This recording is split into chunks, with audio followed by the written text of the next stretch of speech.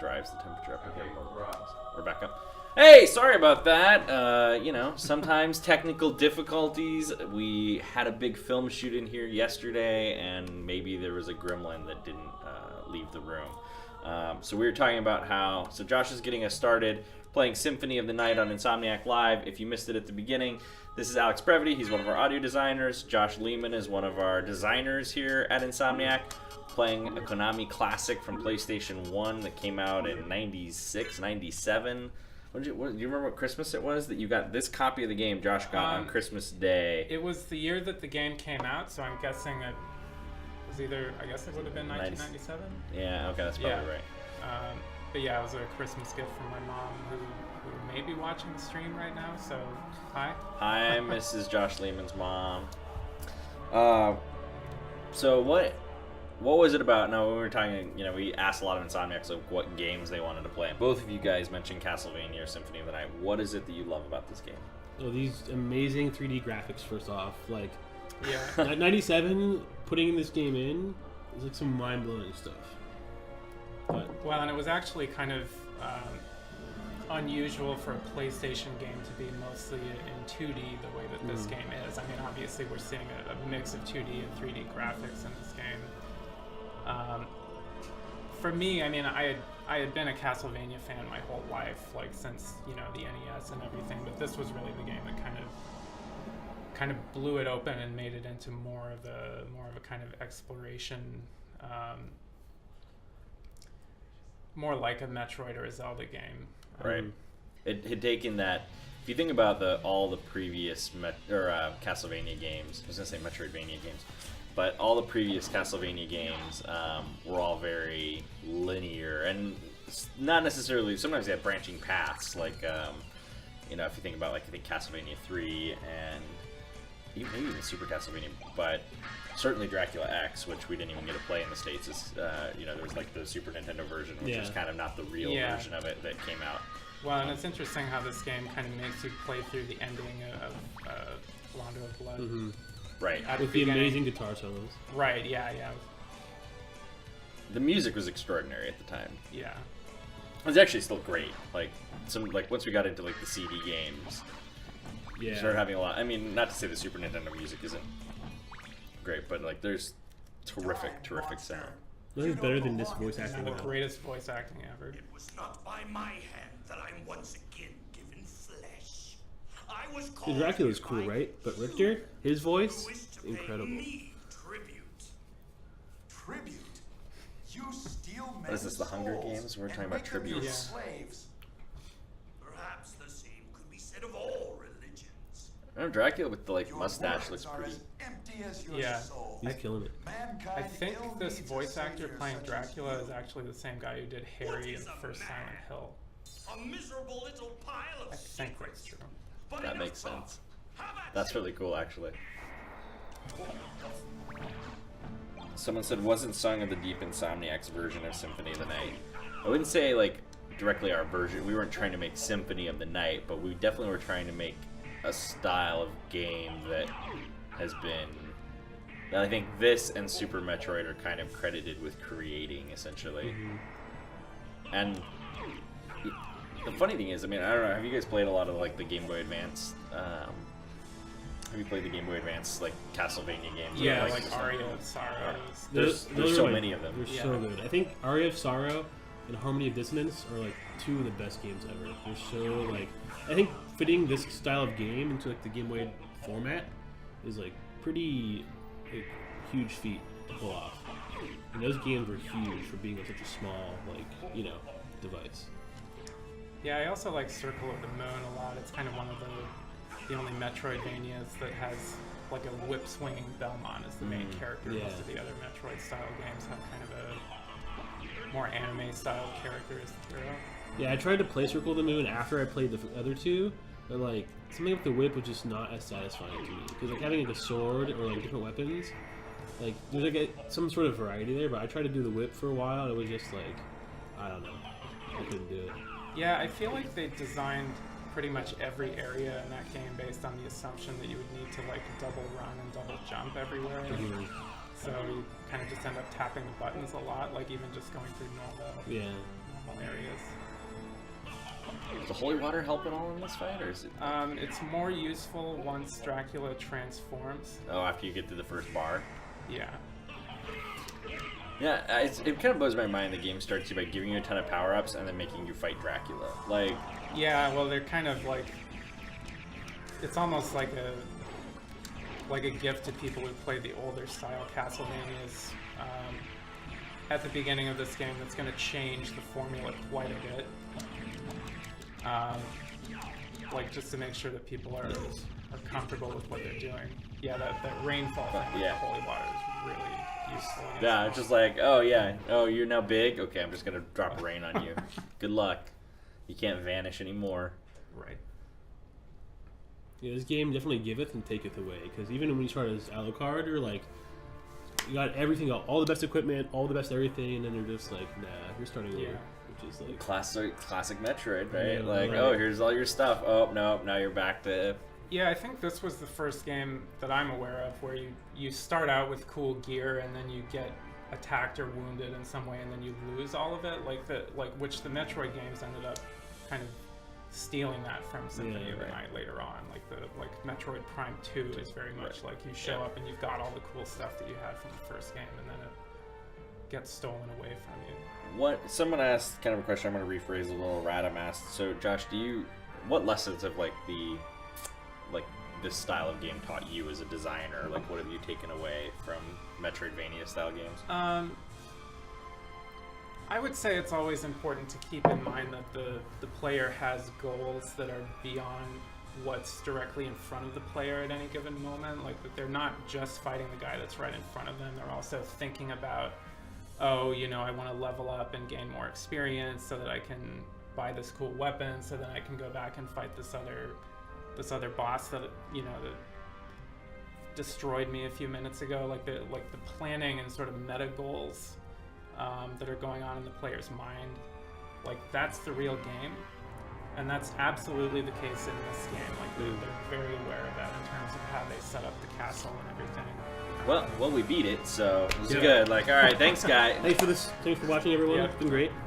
No, that's the beginning of the game. Right. If you haven't played this game, that's how the game opens. Like, Do you want to take the controller since we're switching to that, Alucard? that cold open for a video game that starts off with a bang, I think, and then this. It's ripping through the woods. Yeah. And now we're getting into the whole exploration element. I think a lot of people talk about, and I would necessarily, Castlevania probably wasn't as big of a inspiration, but Metroid was certainly a big inspiration for early Ratchet and Clank in terms of like having these worlds where you had a lot of gadgets, but there was stuff you would see that you didn't have the right items to get to, and so you'd have to travel back to that planet later and use it to get into certain areas, which has been a big kind of sort of a lock and key mechanism, but one that this game really, really uses well. Well, now just basking in the glory of Alucard's animations and just the beauty of how he moves and how his cloak moves, and like if you crouch, it takes like 2 seconds for his cape to finish crouching. Yeah. Even just like the after image of like him dashing and jumping. Yeah. So great. And the way he thrusts his fists forward as he walks, like he's on a mission, Yeah. And it was, I mean, like at the time too, just that level of like doing things like having that trail behind you and making it look like that was just, and you look at all the parallaxing backgrounds and like it was stuff that you hadn't seen before. Yeah. So I feel like a lot of PS1 games were focused on like polygons and how to make best 3D ever, but using the extra power to make 2D prettier, Right, and with things like the swirling background that probably is actually kind of a 3D element or has some 3D-ness to it. Still befriending mortals. I have not asked you to return to our side, but I demand you cease your attack. Death is so pushy. I know. Yeah, I do feel like the quality of the voice acting improves once we're controlling Alucard. I gotta say what you will about Richter, Dracula, Alucard's voice, super smooth. Yeah. You just took all your stuff from him. Yeah, now you've got no gear. you're just going around punching with your bare fists like a loser. Oh man, brutal. Next Snap asks, what version of PS2 are you playing this on? So if you're curious about our setup in here, right now this is running on a PlayStation 2 test kit, which is pretty close to retail hardware. It's a little bit different, so it's essentially early. Now, you may be thinking, wow, that looks really good for running on a PS2 test kit. And that's because we're sending the signal through a FrameMeister upscaler, which is upscaling the game and adding scan lines in to give it that era-appropriate CRT look. And yeah, I love FrameMeister and recommend it if you're into super retro gaming. Okay, what's the Cube of Zoe do? I don't remember. So Josh can jump in for this one. I think if you look in the item menu, it gives some vague description, like it makes items appear More frequently when you're like smashing candles. Yeah. Yeah, it's been interesting when I've watched other people play this game. It's often the case, like players who are not super familiar with RPGs or just games where you need to equip weapons. I've seen a few people play the game and they get all their gear stolen by death, and then they get that first sword from killing that skeleton guy, and then they don't realize that they need to equip it. Right. That's definitely something that has changed in modern games. Like, I feel like a modern game would be much more likely to either force you or just kind of remind you, like, hey, it would really, really benefit you to go in the menu and equip that weapon. That Right. It would force you most likely to be like, oh, now press the pause button to go to the menu, and yeah, there's no way. There's no way to pass a usability lab these days without something like that. So what? How did you guys get into games? Let's talk about what your first games were and like what got you into video gaming to begin with. You can go ahead first. So the first game I remember playing, there was an arcade cabinet of the original Super Mario Brothers that they had at the 7-Eleven next to my house, and I just fell in love with it, and then had to have an NES as soon as possible. And yeah, I mean, I was pretty much off to the races from there, but especially playing the original Castlevania, like I was really into monsters and Dracula and vampires and stuff like that as a kid. So you had been into that even on the NES, like you were into you thought Dracula, like the Universal monsters, and like yeah. Yeah, and the original Castlevania is a much more brutally difficult game than this. Like, it's very easily possible to just get hit by one bat or something and then fall into a pit and die, like from one hit, which they definitely make this game a lot more accessible. You have to freeze him or something? Yeah, you hit him on top of it. Oh, got it. I forgot from a big doofus. You're doing fancy stuff that's kind of not the intended main path, because I feel like... I got it. You just wait. Yeah, you gotta wait for him. Wait him out. Yeah, I remember. So my famous Castlevania story when I was a little kid. My uncle had the game, and they were playing it, and it was obviously a hard game to play, and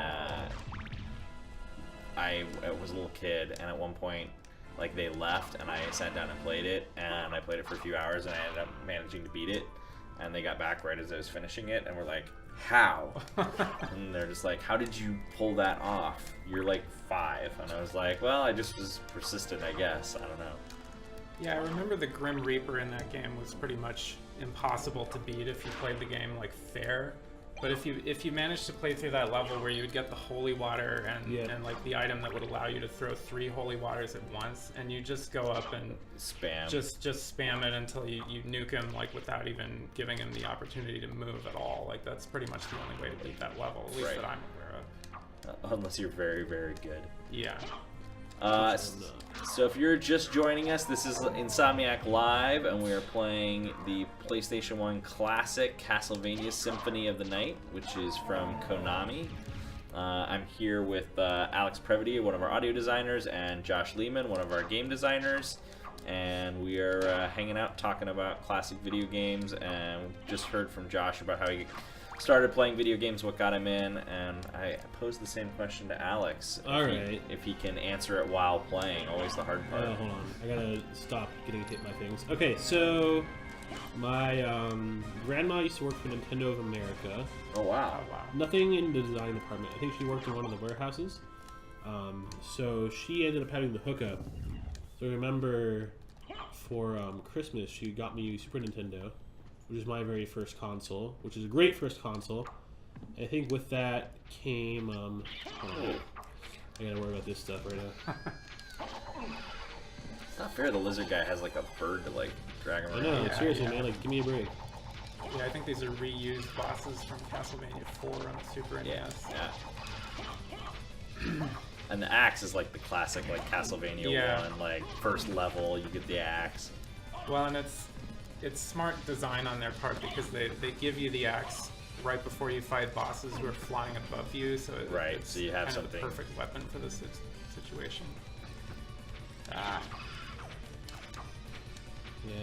Too bad I'm out of axes. I think we might learn the dangers of playing without a memory card. Oh boy. Do you have any potions or anything like that? I have a bot roast. But at to the eat moment, I forgot how to eat it without being in the menu. I think you have to go in the menu and like I think you actually have to equip it and then he'll like throw it out and then you collect it. There must be an easier way to do that. Hold on, let me figure out my allergy problem. Yeah. I don't know. I'm just gonna use the pot roast as a weapon. Okay. It's probably the best way to do it. There you go. Great. Alright, now you can put your sword back on. Now I'm healthy. I thought I remember there being an easier way to go about that, but There probably is. But like once again, it's one of those things they don't They don't teach you how to do it. Nope. Classic. So you learn how to do it while you're terrified and your hands are sweaty in the middle of the boss It's fine. fight. It's fine. It makes you a stronger person. Nice. I think you got him now. That's one. Yeah, now we're good. Wow, I mean, still gotta take this guy down. Don't get cocky, but okay. So your aunt. So you are the kid with the aunt that works at Nintendo. Yeah. Like, everyone so says that, but you actually were. I was that person. So I ended up getting, I think Star Fox, the original one, and I got Super Mario All Stars, which had all the best ones on it, and then I got Link to the Past and Mega Man X, which is probably one of the best starting lineups ever a kid could get. Hold on, I should probably stop.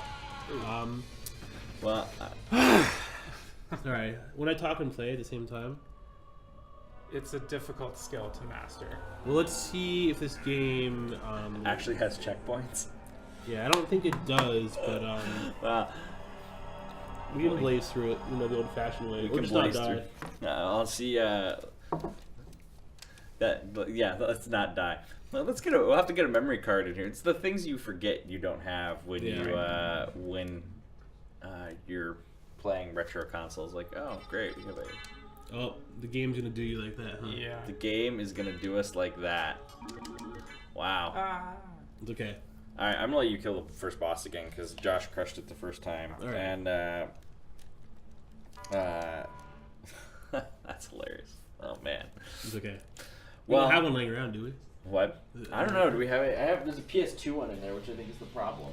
I don't know if I have a PS1 one. Oh, don't you have to like do something special to like format it? Maybe? No, I don't think you can format it. I think you just actually have to use a PS1 memory card. Maybe not. Maybe isn't there some sort of? I know PS3 is like a virtual memory card, but Yeah. The PS2, I think you could use PS1 memory cards. Yeah, you can. PS3 ones. Wow. That's exciting. I didn't get any of the secret stuff because I'm just trying to hose through this, Yeah, that's fine. Well, and it's like they let you go up into that secret room and get all that secret stuff that Richter can't equip or anything. Like, and you're gonna lose it anyway. Yeah. I know. Or it's kind of like just so you'll remember that it was there, like when you come back with your Alucard and you actually can use all that stuff. So Eagle VO asked, "Have you guys either of you guys watch any of the Castlevania TV series on Netflix?" Yeah. I haven't watched any of it. So what I've heard good things, but I haven't seen it. It's only 4 episodes, which is a little bit disappointing, which is a good thing because it's actually a pretty entertaining and well-made show, at least in my opinion. I mean, it kind of feels like it's like the intro to a longer series. Basically, it's kind of like as soon as they sort of get the band together, then it's the end of the season. So I'm definitely looking forward to seeing what they do next with it. Is that on Netflix? Yeah, it's Netflix. Yeah. I think it's a Netflix original series. Yeah, I believe that's true. Yeah. I'll have to check that out at some point. I've heard, like I said, I've heard good things. It's definitely very adult rated, I'd say. Very gory from what I've seen. I haven't seen it yet. So one of those things that should definitely be a turn it. Well, don't watch it with kids. That's the whole point. That's what adult means, in case you were wondering. I forgot about I suck at this game. Yeah, like there's no forgiveness in some of these old games. And I don't think either of you guys did, but maybe there's some. Frostman 007S, did either of you guys work on Song of the Deep? I did not. I did not, just aside from internal play testing and providing feedback and stuff like that, I didn't work on it at all. Oh shoot, I have animal powers now. Yeah. Oh, this is the help you get through the initial boss fight? Yeah, I think Maria's come to Thanks, help out. Maria. Thoughts and prayers. So what did you guys think of Song of the Deep? Like when you were playing it, like what was, how did that game, as Metroidvania fans, getting to kind of work on it from a distance and see it, like what was that like for you?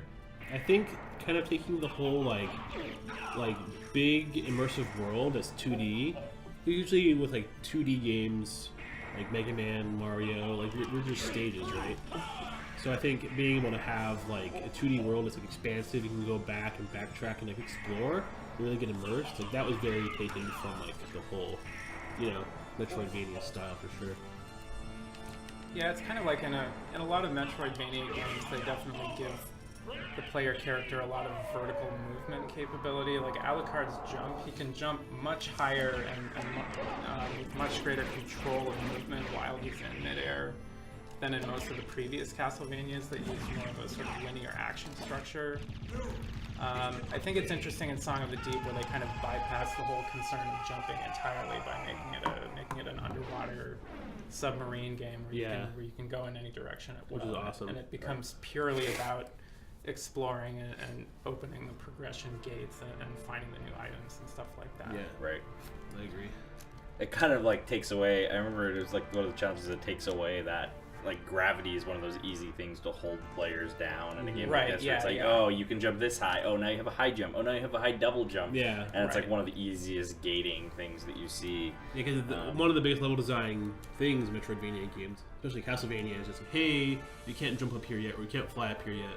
So like, this is like in the late game area, but in Song of the Deep, they kind of had to re-evaluate how that works because you're underwater anyways. So. Yeah. You can just float right up wherever you want to go, and how currents was kind of one of the big things. Like, a current could push you out until you get speed, but even that we didn't see a lot of. Okay, so now we're watching the fake credits or whatever. Again, the storyline, and hopefully this time we won't die. I'll let Josh take care of the dual the boss fight. Because if I do it again, I'm surely going to. We'll find a memory card for our PlayStation 2 the night before we play another PS2 game that kicks you to the beginning of the game if you die. If someone on Twitch is hearing us, just mail one, priority mail. Hopefully it gets here in time. Yeah. Yikes! I actually wonder. I might have one in here, but I'm not gonna rummage for it. In the middle of this, I know I have one somewhere. I just don't know where. I don't know where mine is We'll either. find it. Chat, if you guys have any questions, we've tried to answer the ones we've seen, but feel free to ask. As you may know, we can't really talk too much about the game we're working on, which is Spider-Man for PlayStation 4, but that's an exciting thing. It's extremely exciting. It's great.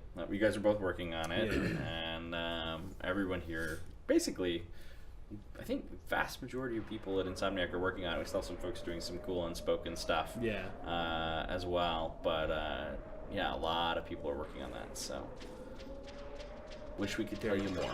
Take the controller, Josh.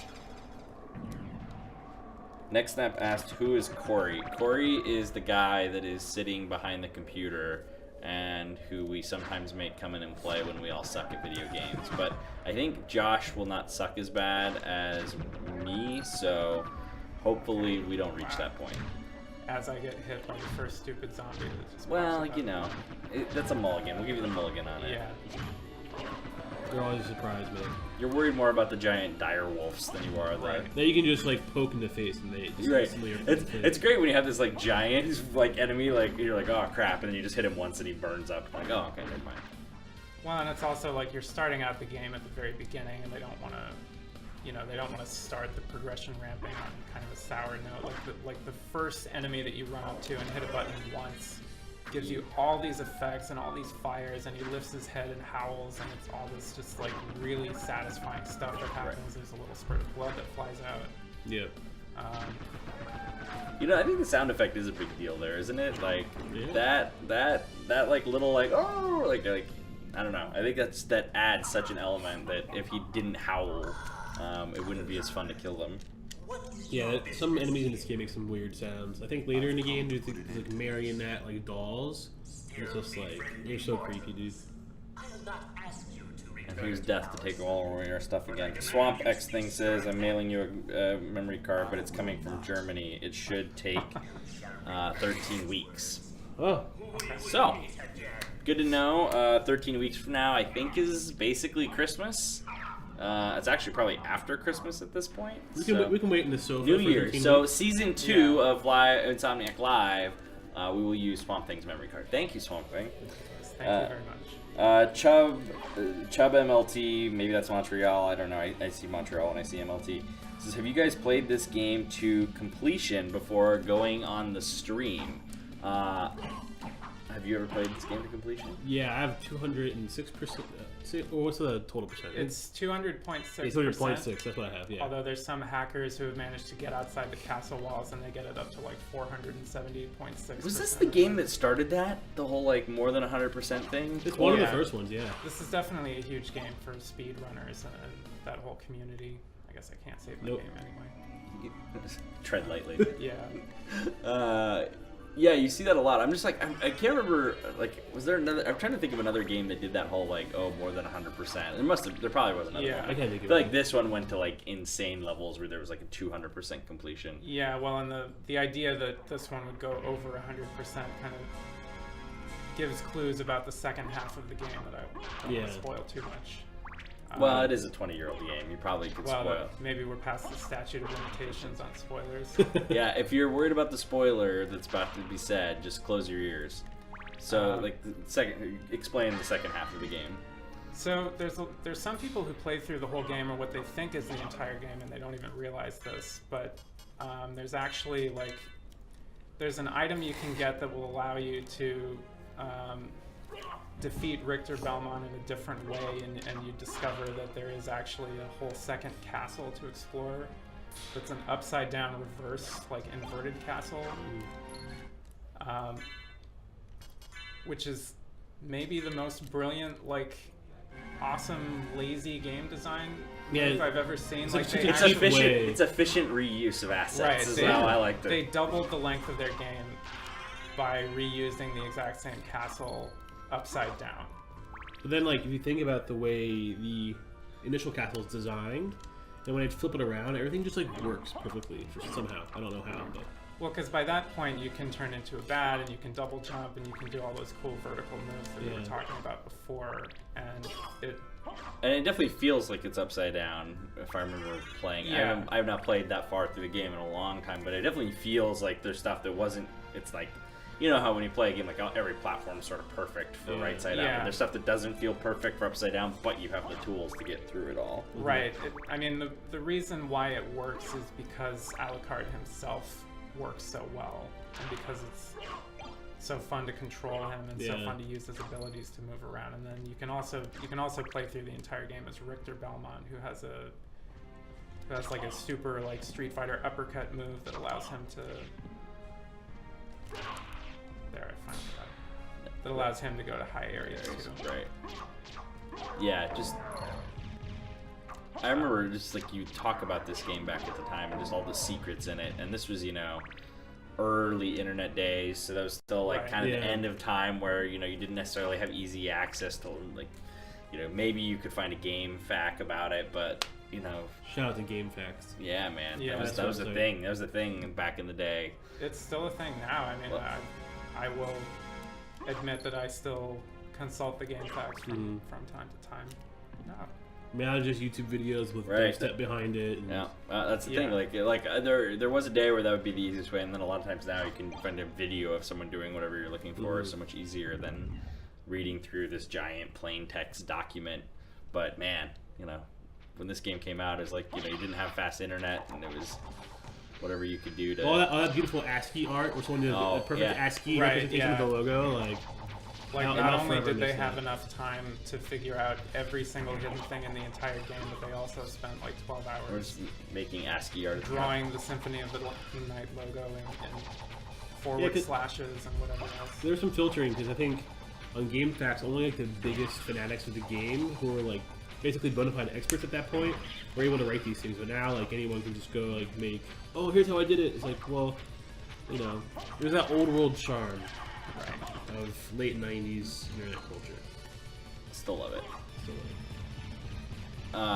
So, So this game did come out on Saturn too. I've never played the Saturn version. I've had Saturday.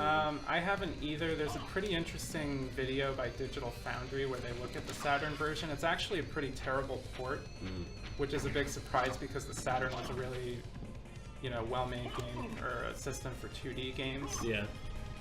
But it just doesn't handle this game very well at all. Interesting. I wonder what happened there to cause that. Yeah, I think it was done by a different studio or something, and they had. I mean, there's some cool things about that version where you actually can play as Maria in that version. Okay. But the way they scaled the graphics is weird, and Yeah. like the transparencies look weird. And there's some problems with it, but it's still like if you had a Saturn, I'm sure it was still like the greatest thing ever. 'Cause Yeah. This game is really well. I played a lot of Saturn games, but I never actually played this game on Saturn. I had a Turbo Duo and I had Run with Blood imported, so I've like played that pretty extensively. It's pretty much my favorite death animation in the whole game right there that we just saw, where that guy just like erupts into a geyser of blood. So edgy for 1996. Yes. Does this game does this have a rating on it? It's only rated T. Yeah, only rated team. Only rated T. Yeah, I'm a little It's only pixels, man. So. Yeah. surprised. But I don't know how you pull that off with that. I mean, Mortal Kombat was like your M-rated game. Lots of leveling up. That's good. Someone did mention that it was Insomniac Spider-Man says Crash Bandicoot Wrath of Cortex went over 100% completion. So there's another game. But that's probably around the same era as this, honestly. Maybe post this game? I don't know what year. I'd have to like look the years up. yeah, I think the first Crash Bandicoot came out the same year that Mario 64 did, which was like made in 96. 1996. Yeah. So it was about the same time. So yeah, they were. So even at the time, that some people consider this game to be sort of a throwback, like doing it in 2D as opposed to 3D, which was more and more popular. Someone, Lieutenant Dastardly, well, I'm not going to say the last part, but can says only we need imagine. another T-rated Ratchet and Clank. That's like a weird misconception. Like, Ratchet, the early Ratchets would have been E10 plus games had that rating existed. The only reason Ratchet is E10 plus now is the rating exists. So, like, there was that band of, like, hey, these games, like, you know, the early Ratchet games were not, they're like, oh, maybe they're slightly too edgy for, like, everyone, for a 6-year-old, but they weren't really T-rated games, and so there was a bunch of games kind of in that category, and that was why that rating got created. So I'm not sure what we would do differently to make the game rated T, because that's just kind of what the game is. And I think if you went back and, I mean, they don't, I don't think they take any time to re-rate. I don't really know what the process was in the HD collection, but I don't think they really go through the whole thing. Like, oh, you didn't change any content, prove it, okay, your old rating stands. Just go the whole Jack 2 route and just make it like edgy. Yeah, we never went really in that direction with it. Yeah, I was lucky enough to work on the PS4 updated version of Ratchet and Clank, the original game. And I worked on the level where you meet a famous hoverboarder named Skid McMarks, which is one of those awesome like 90s pun names that the old Ratchet games always did. And there were so many people in the forums who would be saying like, hey, I'm playing the game and it brings back all these memories, but man, like I'm getting all the jokes now. Finally. Yeah. Like, people who did not even get that Skid McMarks was a joke at all. Yeah, there was, it was named after a guy in the office who didn't use toilet paper. That's well, it could be true. That's just one of the stories you never know. Yeah. We're doing a good job of not dying this time. Someone asked how many times we've died playing our own games. We asked Spider-Man, but that's like, can't really answer that question. But I will say even die playing Spider-Man. I've definitely had times where I've, failed. But playing many of our games, I certainly have times I fail. Oh yeah. I mean, there's definitely times while the game is in production. I mean, the difficulty itself has to be tuned along with everything else in the game. And there's times that I'll come in and I'm working on a level or something, and all of a sudden the particular enemy who uses an axe or whatever is like 10 times more powerful than he's supposed to be. Like he does way more damage than he's supposed to on today's build or whatever. And figuring out the tension between making the game challenging and making it possible for a regular person to complete it. Whoa! Dude, ball and chain. Swing and chain, dude. Easy Nice. peasy. Yeah, that's always the hard part, right? Because you have games that have kind of all skill levels approaching them, and it's a real tricky thing. Yeah, it depends on your target market too. Because if there's like a family-oriented game like Ratchet, like it might be on the slightly easier side on the spectrum, because like kids maybe ages 8 and up will be playing it. But if you have like a game like Last of Us, like obviously it's gonna be more difficult because you have more seasoned people playing. So Right. it's kind of a tough thing to master in terms of tuning your difficulty correctly. Because people will say, "Oh, this game is way too easy. This game is way too hard." So getting that right balance is always hard. So in case you're just joining us, this is live, Insomniac Live. We're playing the Konami PlayStation 1 classic Castlevania Symphony of the Night. One of the most influential kind of Metroidvania games that helped establish that whole subgenre, if you will. I'm here with Alex Previty, one of our audio designers, Josh Lehman on the sticks. I guess you're playing with the D-pad. Who's one of our I don't think designers. this game even uses. Yeah, I don't think you can turn the analog on at all. No. That's how old school we are. Yep, and we died once and had to restart the game because we don't have a memory card. Right. We'll fix that in the future. So it's like permadeath. Yeah, it's permadeath right now, so there's a lot of pressure not to die. Yeah. Which is why we're letting Josh play, because he's better than us. Yeah. Now, if you'll notice this awesome thing that just happened, this is definitely a precursor to the stuff they do in Dark Souls, where you've like circled around the whole map and you come back to the place where you started the game and you open the door that was like inaccessible before. And it's just the most satisfying thing ever for the human brain to experience. I'm like back where I was. And now it's like, in this case, they're actually giving me different enemies that were not here before. Trying to think if there's any, like, now it becomes the question of where have I not gone on this map. Right. I may actually go back the direction I came from. I think go down and then up and to the right. Yeah. Because if I go back to the left, I would just go back to where we fought those 2 boss guys again. Yeah. So there's we're talking about difficulty and like tuning that, and I'll always remember when I first started here at Insomniac, they were doing because a lot of times like some of the best tuning is it's hard to tune something until you have more of it and you actually put real players through it. And so that's the most important step, is having other people play the game and watching them do it. Because we just we're too accustomed to it. We've played it too many times. We're not good at being able to tell. And I had to play Resistance Fall of Man when I first started to help with that, just because they're like, oh, you haven't played the game yet. And there's just a ton of stuff I like blazed through. And we had some of the tuning devices we had in the game. We only ended up, I think all the difficulty in that is based on 6 playtest players, because that was all the time we had. And I was one of them, and I beat Resistance Fall of Man in like 7.5 or 8 hours or something ridiculous. And so that like skewed all the playtest data, and it's part of the reason why the game is hard. And Mark Cerny was here at the time. Yeah, Mark Cerny was like, and after that week, he's like, oh, I want you to like help and run these playtests next week. But then like towards the end of it, he came in and they had finished making the superhuman difficulty and he was just like excited to watch me play that with the tuning in and play it on the hardest difficulty. And I got about 3 levels in, and I was like cruising along, and then the game's tuning caught up to me, and I hit this like brick wall, and like it was like in the cannery factory, and he was just sitting there like smiling as I was just getting mercilessly killed over and over again. And yeah, so that's my difficulty tuning story. Enemy damage. Very helpful. Nice. I guess I missed that the first time through here. It's okay, we'll forgive you. Well, and speaking of watching people play your game that you're working on, like I was actually fortunate enough to meet Koji Igarashi, who was Oh, really?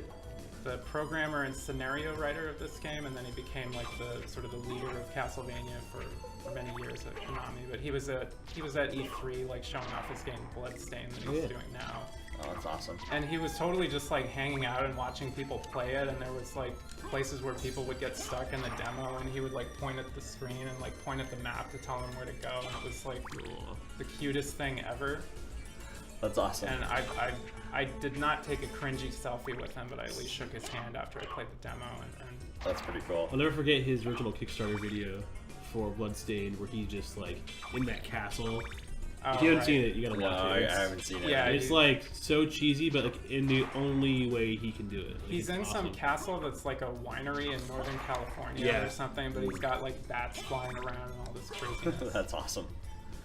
That's pretty crazy. That, I mean, to think, I mean, there's obviously some industry legends, that can't, at an event like that, they get mobbed, but it's kind of crazy he's able to just stand on the floor and work that because, people, Yeah, I mean, there he's were not as definitely, recognized, but if people knew who he was, they would. I they'd hate be these freaking guys. out. The Flea Men are the worst. Yeah, these have enemy. been the worst ever since even the NES games. Yeah, I mean, there were people recognizing him, and you could kind of see the moment when they would recognize him, and then they would kind of Wait a like moment. start taking You seem pictures of him on the human, sly and and yet- stuff. What do you here? I've come the to clock. destroy this castle. Then we have the same purpose. I'll trust you for now. I'm Maria. Chubb MTL asks, how often do you guys sit and play old games during productions, whether they're your Not old the games targeted or type, I other can old see. games, essentially for Well, research perhaps purposes? we'll meet again. Pretty often, actually. you live I there. feel like a lot of times for Farewell. sound, people are like, oh, what are the newest, best sounding games ever? So like, let's listen to Uncharted, or let's listen to like Overwatch, and like listen to these sound effects. But a lot of older games, like even if it wasn't the same quality, it wasn't like that super like surround sound, beautiful sound design.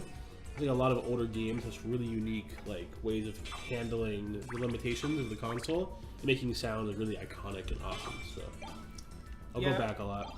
I mean, it's definitely like it's dependent upon how busy we are at a given time and if we're trying to hit a milestone or things like that. But there's been both official and unofficial like Mario Kart tournaments around the office, or there was a Smash Brothers Brawl tournament a couple years ago where I did pretty well, but finally got defeated in one of the later rounds. Who's your main? I play Zelda. Okay. I'm a little unconventional in that I play Zelda and I never transform into Sheik. And everybody always acts like I'm like the dumbest person for not turning into Sheik right away, but Yeah, we need to talk about that because I am like a huge Smash Brothers nerd. Okay. I'm a Melee man myself. I don't really like Brawl, but that's just my opinion. yeah, I like Melee. But I used to play Marth a lot, and Martha's great. He's one of the best characters, but in order to be good with him, you have to be good at the game. Right. And I suck at games, obviously. So, I play Zelda as well. And usually when I like enter tournaments and stuff, people are like, "Oh, like waiting for me to Yeah, transform." they're I'm like, waiting for Sheik. I'm like, basically. "Yo, like I'm good, dude. Let's keep going." And I've gotten to the point where I'm pretty good with Zelda. The thing is, Zelda is like probably one of the worst characters in the game, at least in Melee. So like, you can be pretty bad at the game, but be really good at Zelda because she has like a very low cap with like Yeah. how good you can play her. But yeah, Her forward jumping kick, Yeah. if you can hit people with just like the tip pixel of her foot, yeah, that's it's it. devastating. And That's literally her only viable move is for forward and back air, yeah. and maybe her like, jab or dash attack. But other than that, yeah, she's almost useless. But I look forward to the eventual Smash Brothers tournament where we will host at some point. I know it's going to happen. Yeah, now that I've given away my strategy that I Yep. use. Well, oh no, oh no, turn to stone. You know, it was funny. I thought obviously like the previous ones kind of had that Medusa-y feel with the tail and the lady, and now you're getting turned to stone by a stone plant. Plant man.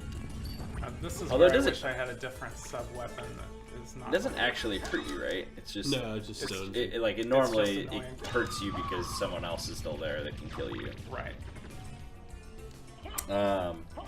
And in the chat, obligatory username says melee is greater than brawl. So It's kind of a popular opinion at this point. Yeah. But Melee- Brawl's still an amazing game. Yeah. Smash 4 is still an amazing game. But Melee has aged very well. I think it's almost, 15, 16 years old now?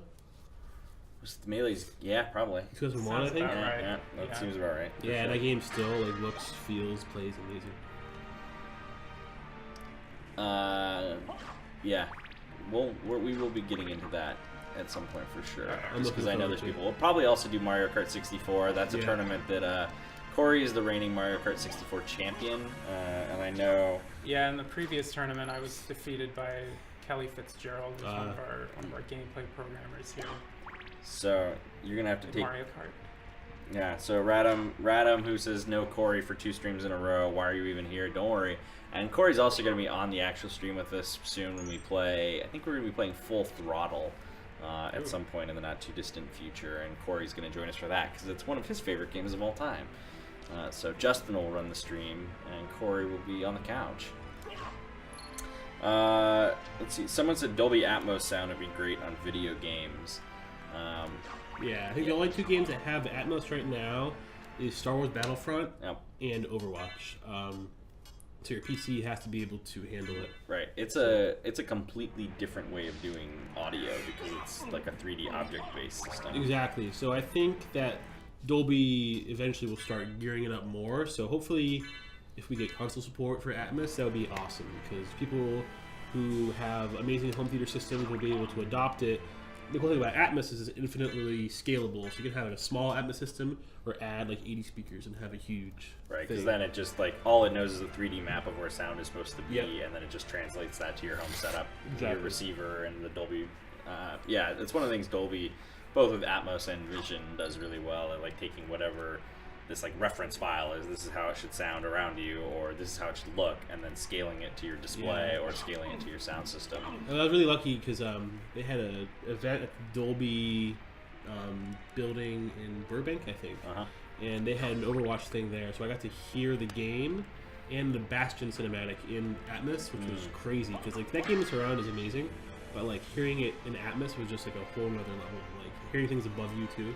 I feel like it could actually be a big benefit in competitive play if you actually have Yeah. a better spatial awareness because of sound than your opponents do. That could be gigantic. And I think the PC version of Overwatch has like a built-in like Dolby Atmos, like it kind of folds it down to stereo, but like kind of does a binaural thing. It has like that fake like surround effect. Nice. It's pretty good. Yeah, it'd be cool. I definitely would love to see. I mean, eventually, like you said, it's one of those things that it kind of has to be at a hardware level, and then figuring out how to make that work with software where you can move the camera. Obviously, there's a couple of games out there, but it's early days on that sort of thing. Yep. What else we got? K Tiger asks, what's the size of the audio team in the studio? So can you talk about the audio team and I how it's can. kind of made up? All right, so we have 6 people. So there's myself, then there's 2 other like full-time audio designers, and then we have an audio director, an audio lead, and then we have a dialogue coordinator. So he basically does like casting, like dialogue editing, implementation, like all that stuff. And then we have some people helping us out from, different places, kind of helping us with different sound effects things and dialogue and music. But yeah, 6 people. Nice. Yeah. Okay. And all of you guys, they have the suite, like, soundproofed offices. Yeah, so it's they kind of can a nice handle- perk being an audio person because you get to have your own little room, so no one can hear you scream when you have a bad day. Yeah, I'm always a little nervous to come over and talk to the audio team because I have to knock on the door. Yeah. And like, I hope I'm not ruining something you're working on right now. They just got the perfect take of a recording Yeah. as you knock right in the middle of it. Right. This happened before. We do the sweet on-air signs for our offices. Yeah, it's pretty sweet, I gotta tell you. We got the on-air sign outside. It's nice and branded.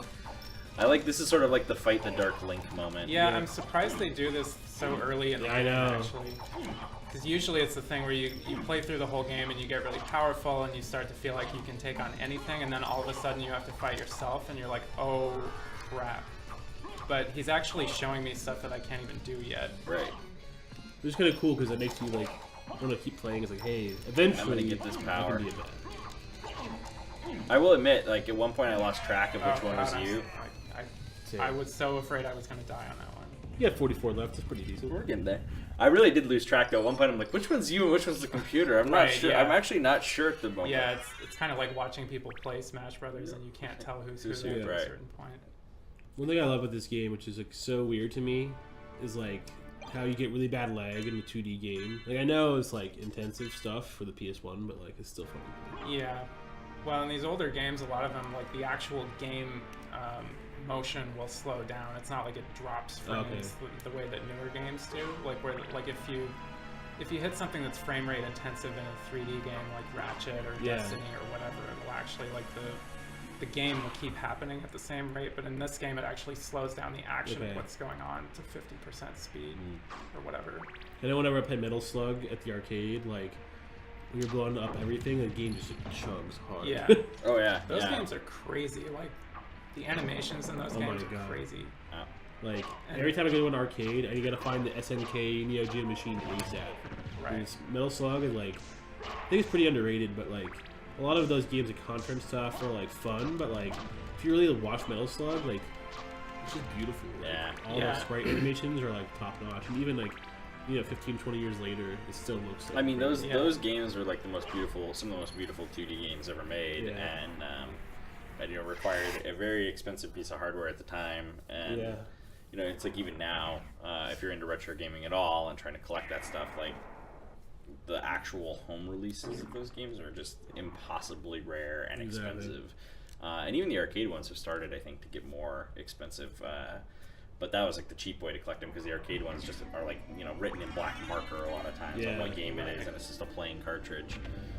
But you can, a lot of people specialize in taking those old arcade boards and putting them into like a console-like feature, so you can play, old Neo Geo SNK arcade machines, like a console essentially. Well, and this type of like sprite character animation seems to be almost a dying art. Like it's rare to find people who know how to do it, especially like to this level of quality, and in some ways it's more expensive than animating a 3D character would be. Because for a 3D character, you can just, you animate them doing different poses and things like that. But for Alucard, like every single frame of every animation is actually a separate drawing. Right. Like, not to knock Street Fighter. I love Street Fighter to death. Like Street Fighter 3, like the animation of that game is so beautiful. All those sprites were individually hand animated. The colors and everything. And then once they went to 3D with 4 and then 5, like while the game does look objectively good, you kind of lose some of that like character nuance that you got. But I think some games that do that well are the all of like Blaze Blue and what's the other one they make? Guilty Gear. Yeah. They actually, it's all 3D, but the way they choose to render and pose their like figures, that makes it look exactly like 2D, which is really impressive.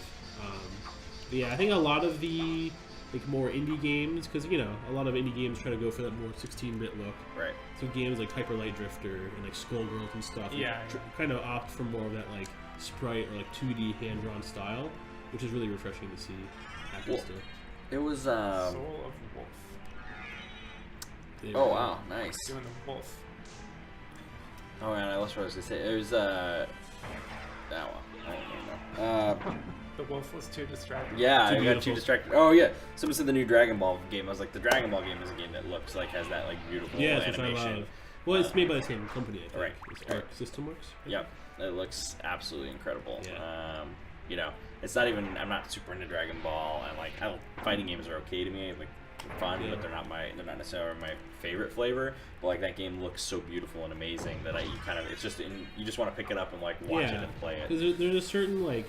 We have that amazing like 2D key art from like an anime, and then once you transition to 3D, you're trying to preserve that same like character is always like a challenge. Yeah. Well, and you saw that in when you played like even back in the day, like I don't know why I would be really particularly interested in playing King of Fighters or anything, but like that game would draw you to it because it looked that beautiful in the arcade, and it kind of that was the reason I played King of Fighters, was how it looked. Really, it was like, oh man, that looks insane. I've never seen anything look like that.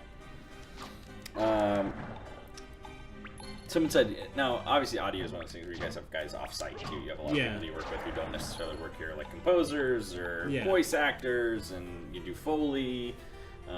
So there's a lot of, there's only 6 of you here, but you talk about all the kind of different pieces that you work with that aren't just inside the studio. Yeah, because like there's only 6 of us here at the studio, so I feel like, Spider-Man's a pretty big game just in general.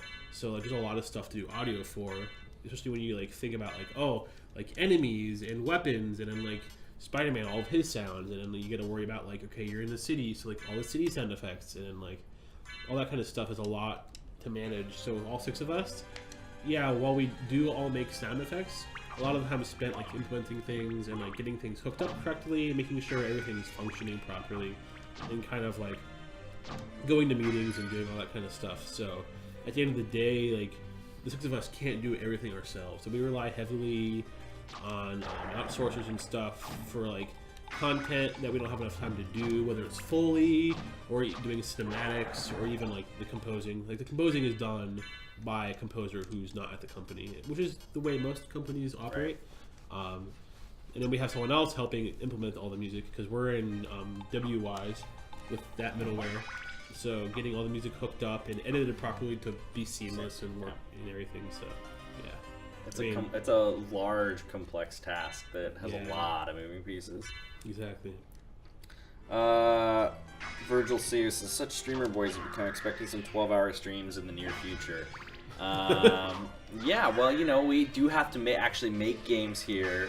Right. It's nice to get guys to come in and play for an hour and a half during the day. But, we are making games. That said, Extra Life is coming up, so I think you may see us try to marathon some stuff there, and hopefully this room's comfortable enough. And people bring me enough pizza and caffeine to survive that sort of a thing. But, yeah, we'll do some longer ones eventually. It's just always balancing that. People have jobs that we're working on, and we want to share what we're doing, but go ahead. Like, we'll do this stream, and then I will literally walk back to my desk and resume working on Spider-Man. Like, that's the situation. You probably left your desk working. You were working on Spider-Man. You came in here, sat down. You get to play and hang out with people for an hour, answer some questions, and then go back to doing it. Exactly. I know it's a stressful life, but it's worth it. K-Tiger. Well, K-Tiger, I can't answer any questions about Spider-Man's composer. We have worked with Michael Bross a fair amount in the past, but we weren't saying who is composing the game at this time. Thanks for asking, though. Can you explain what WICE is and how that works? Like, I don't even honestly know much about it. Someone says, "Nice, you guys are using it." This is Chubb MTL. How do you like it? I will answer that question very soon. But first, my favorite dialogue in the entire game is coming up. Okay, so if we get through this part... Should I exit the menu, or is there something specific? Just go to buy an item. I'm interested in this. And buy something. Thank you. That's pure gold right there. He says thank you? Yep. And he laughs. Thank you! I'm interested in this. Anyway, so... What you selling? What you buying? Oh, yeah, the Resident Evil 4. Joining the ranks of iconic salespeople. But yeah, WWise is like... Or Wise. I call it Wise, but whatever. It's like an audio middleware, basically, that kind of bridges the gap between the game engine and then our sound effects. So Wise has a lot of functionality inside of it that kind of makes it like a black box of audio. So we can change pretty much the whole behavior of how the sound works in the game and how everything sounds without having to get anybody else in gameplay or design involved. So we just kind of give them the hooks they need to hook it up, whether it's Spider-Man jumping or shooting a web or something exploding. As soon as those bridges have been linked, basically, we can just kind of do whatever we want. So there's a lot of really powerful things with scripting sounds together and it kind of ducking out other sounds when big ones happen. And also the whole music system is interactive too. So if you're in stealth and kind of sneaking around and all of a sudden you're in combat, being able to transition smoothly Yeah, it's great. I think Wise is a very powerful tool, and it's definitely worth like getting into if you're trying to make a game with really good audio, because once you have that tool at your disposal, I think you have a lot more creative options available to you, aside from just doing it like vanilla with like Unity or Unreal or something.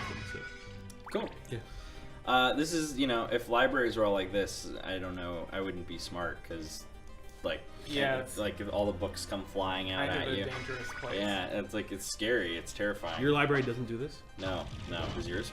Yeah. Cool. I'm not telling where it is though. Okay, and I'm gonna just stalk you and find it Okay. when you go. I hate this library though. The books are not a big deal to me, but it's those like ectoplasm orb Yeah, guys. those things that like curse And you. they curse you, and getting cursed in any game, whether it's Dark Souls or Castlevania, is literally the crappiest thing that could ever happen to you. I love how when you kill the books, they bleed letters that fly out Yeah, everywhere. it's so good. Like, just like that. Like and- they do a lot of really creative stuff with enemy death Yeah, animations. to in give this you that game. satisfaction. And like, even just when you like hit like the torch, the flames that come out everywhere. Oh Dang, no, dude. cursed. And then the parallaxing like background to make the library feel big. Like, it's just so well done. Well, thank God we have that. And this game had like so many great, between like the library, the clock tower, like so many great areas that are just so memorable too. Yeah, just, all like the theme songs for each area are so good. Especially like the clock tower area has got some great music, and like the gladiator arena area. Yeah. Has some like goofy, like jazzy, like dance music that's like so like it's so out of place on paper for like a vampire hunting game, but like for Castlevania it's so perfect. Guys, we've got a few minutes left, so if you have any last questions, get them in now. We're going to wrap up for today, but we'll see how much further we get. Thanks to Josh for not sucking and dying. 'Cause he's playing with no memory card safety net here. I'm a little nervous, but I've been doing okay. If you let me play, we would have restarted this game like 4 times already, Okay. and everyone would have like Well, quit the stream. Out of politeness, would you like to resume playing, or should I? I'm good. Should I continue? Okay. You can carry the torch to the end. Okay. Yeah. I'm just if trying you- to figure out where do I go from here, and I think I'll go down and to the left. If you have never played this game, you should. You can find PlayStation 1 copies are pretty expensive these days, like $100, but I think it's on Xbox 360 and maybe PS3. I don't know. Yeah, it's on PS3. Yeah, it's on Xbox 360 and it is backwards compatible on Xbox One, although that version does not have the opening like cinematic with the castle and all that stuff. They had to cut some things out. You can just YouTube it. Yeah. I mean, the gameplay is still pretty. It's still a great way to play the game. Though. Yeah. There's also, you can unlock it in like PSP Castlevania games and stuff like that. Oh, that's right. Yeah. The PSP one is cool because they redid the voices, and I feel like if you were unhappy with some of the sketchier voice acting in this one, the redub has some pretty good talent in it. Interesting. In this room. Very interesting. So let's see, real quick. Chubb MTL asked again. He's got audio questions. I think he works on audio somewhere. Nice. What do you suggest the best tip is to be able to work at audio at Insomniac? And maybe another way of asking that is like, what do you guys look for when you're looking for people to work on the audio team? I think one of the biggest things is like people who are just like great people. Because I think at the end of the day, when you're working with a group of people all on the same project, like at the end of the day, you want to be working with people who are easy to work with and like are comfortable with like giving and addressing feedback and stuff. But I feel like having a good ear is kind of generic, like obviously a good audio tip. I think being able to learn quickly, because learning new tools and learning a new engine and being able to kind of like learn how to like program your own stuff and implement things. So yeah, I think it's like 3 things: be a cool, nice person, be good at sound things, and then also be open to learning new technology. Yes. And you gotta love games to work on games. That's true. That's a big thing. But you wouldn't be watching the stream if you didn't like games anyway, so. Right. Yeah, that's right. Yeah, I would say most of that advice is pretty similar for trying to work in game design. I mean, you'd want to build a few things on your own and learn how to build things. But I would say that probably the most important skill for being a professional game design person is learning to take feedback and how to interpret feedback and learn how to revise your work in a way that's still fun, even if you have to completely change everything about it. Like a challenging thing to get used to sometimes. Yeah, I think being flexible is really important too. Because like, in game development, at any studio, of any game of any size, like things are going to change. You know, like schedules are going to be altered. So I think being able to kind of like learn how to prioritize and kind of give your best work, no matter what comes your way, is really important. Magically sealed, can't get through it. Yeah, you don't have the counter curse to get through that door.